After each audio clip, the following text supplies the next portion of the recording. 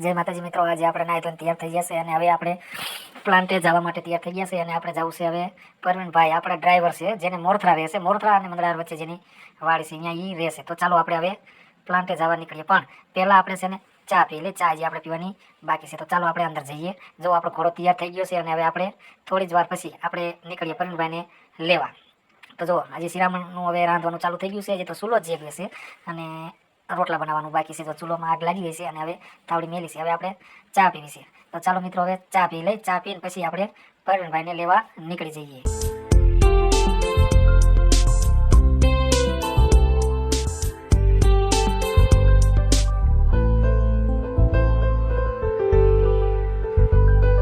હાલો મિત્રો, આપણે હવે ચા પી લીધી છે ને હવે આપણે જો નીકળી પરવીનભાઈને લેવા. ચાલો આપણો ઘોડો તૈયાર જ છે. હાલો હવે જો આપણે આપણા ઘોડા માટે હવે બેસી ગયા અને હવે પરવીનભાઈને લેવા નીકળી જઈએ. ચાલો મિત્રો હવે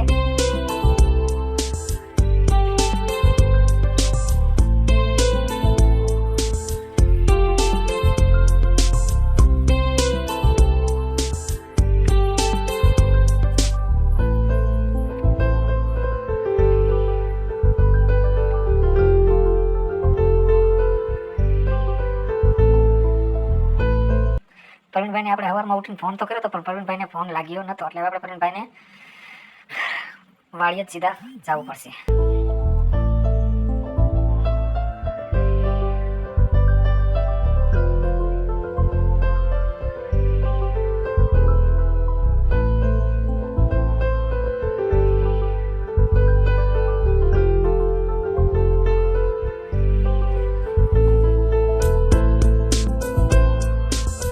હાલો મિત્રો, પરવીનભાઈને આપણે લઈને પાછા વળી ગયા છે અને હવે આપણે પાછા મોરથરા બાજુ જઈ રહ્યા છે, જ્યાં પરવીનભાઈનું ગામ છે મોરથરા. હવે જો પરવીનભાઈ આપણી યારે જ છે અને જો પરવીનભાઈ રહ્યા ને એ જો કેટલા ખુશ છે. એને મેં વાત કરી હતી કે આપણે આ વિડીયો યુટ્યુબમાં નાખવાનો છે, એટલે પરવીનભાઈ બહુ જ ખુશ થઈ ગયા હતા અને એને મનમાં લડ્ડુ ફૂટવા માંડ્યા હતા. પરવીનભાઈ બોલવા પણ માંડ્યા હતા.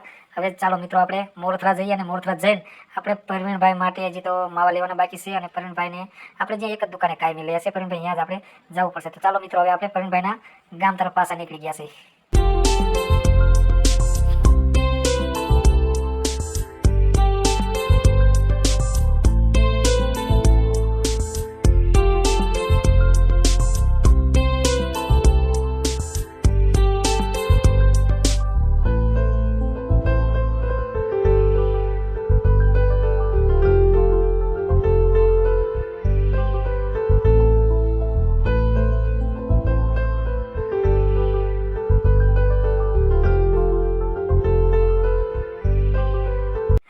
ચાલો મિત્રો હવે જો પરવીનભાઈનું ગામ આવી ગયું છે અને તમે જોશો પરવીનભાઈના ગામની નજીક જ આપણે પહોંચી ગયા છે અને હવે પરવીનભાઈ હાટું આપણે માવા લેવાના છે અને પરવીનભાઈને ઉતાવળ એવી છે કે વિડીયો બનાવતા માવા લેવાનું ભૂલી ન જાય.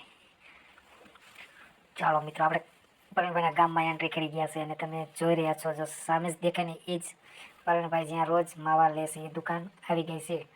હાલો પરવીનભાઈ જો માવા લેવા નીચે ઉતરશે અને માવા લેવા જાય છે. ચાલો મિત્રો પરવીનભાઈ જો હવે માવા લેવા જાય છે. આ પરવીનભાઈ નીચે ઉતરશે અને જો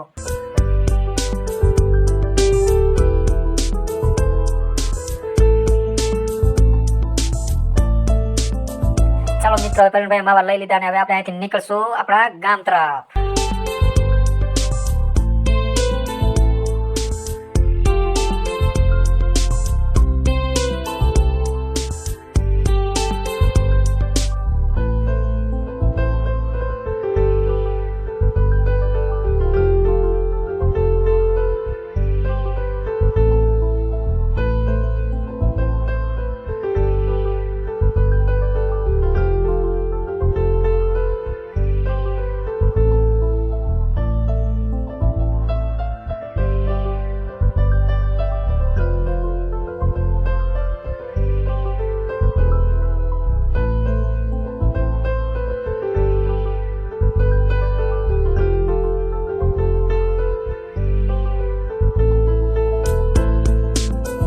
ચાલો મિત્રો આપણે આપણા ગામ તો પહોંચી ગયા છે ને હવે આપણે ઘરેથી આપણે પરવીનભાઈ હાટું આપણે ટિફિન લેવાનું છે.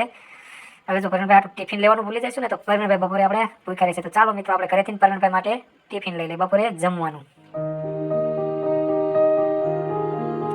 ચાલો મિત્રો આવી ગયું છે આપણું ઘર અને પરવીનભાઈ માટે આપણે ટિફિન લેવાનું છે. તો ચાલો અંદર ટિફિન લઈ આવીએ.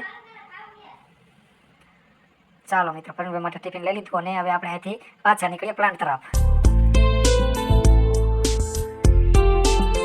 પરવીનભાઈને પ્લાન્ટે મેલીને આપણે હજી જવાનું છે એક પ્રસંગમાં, જ્યાં આજે એક જાન આવે છે અને આપણે આજે સવારે વહેલું રસોડે રાંધવા જવાનું હતું. આજે આપણે વહેલા સવારે ઉઠી શક્યા નતા, એટલે રાતે જો ભાઈબંધનો ફોન તો આવી ગયો પણ આપણે ઉઠી શક્યા નતા, એટલે આપણે રસોડે રાંધવા જઈ શક્યા નથી. પણ પરવીનભાઈને મેલીને આપણે રસોડે જઈશું.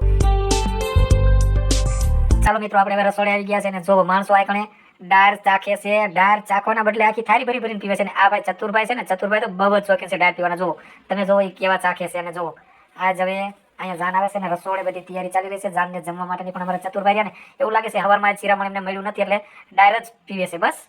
પાછા તો દાંત હોતે કાઢે. તો જોઈ લો કેવો અહીંનો માહોલ છે. આનકા રોટલી હોતે બનવાનું ચાલુ છે અને બધા મિત્રો એટલા ખુશ છે ને બધાએ ડાળ પીવાનું ચાલુ કરી દીધું છે. જોઈ લો તમે બધાને મને એવું લાગે છે આજ સિરાવેલા નથી કોઈ.